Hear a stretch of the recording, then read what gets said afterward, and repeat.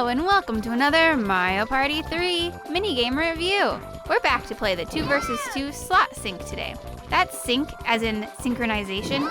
Much to my disappointment going into this one, it has nothing to do with the sinks you wash your hands in. But that's okay.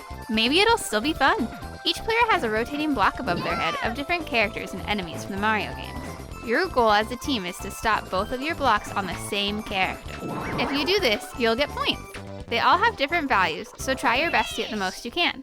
Whoever does wins this minigame. This minigame was pretty average. It's one of those ones that I didn't really hate or love all that much. At first I really enjoyed it, but then once we realized that there is a point system and toads were worth the most, it just became a game of trying to hit the toad. Yeah, it also had another flaw to it that you can kind of game once you know it well enough. The longer you let the block spin, the faster it'll go. But at the beginning, it's slow enough where you can stop it on exactly the block you want as long as you hit it on the first go around.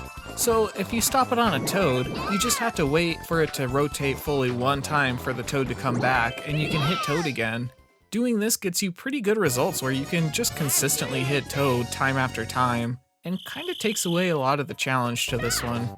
Yeah, especially if you and your partner make that plan ahead of time. This also isn't the best one to play with computer players. Oh yeah. If you're on a team with another computer player, they always just hit the same block that you do, so it kind of ruins any challenge to this one. As long as you hit the right block every time, they will too. Yeah, that was kind of a disappointment. I feel like they should have refined it a little bit more, so it became a challenge, because it was just too easy when you hit the right one, you just had the computer player also hit it. Yeah, it's not much of a team minigame when you're doing all the work and they just follow and do exactly the same thing as you do. At the same second too. It was kind of weird. But if you're playing with 4 human players, you won't experience that. Just make sure you both plan ahead to hit Toad. So overall, this minigame's okay, but it's definitely nothing special. The challenge can be fun to try and get the highest amount of points by hitting a toad every time, but you can also game the system by just waiting for it to come around one time. If you land on the toad again, the first spin that the block makes, it's still going slow enough where you'll hit it every time, so there's not really much challenge to it. The only challenge is if you somehow screw up and have to retime things to hit toad next time. And also, the computer players kinda suck in this one. They're set to land on the same block as you do every single time, and it really removes any sort of teamwork that you might have in this one.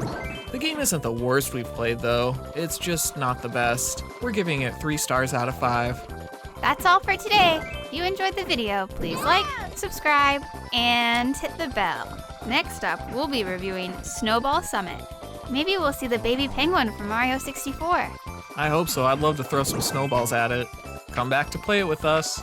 Hope to see you then. Finish!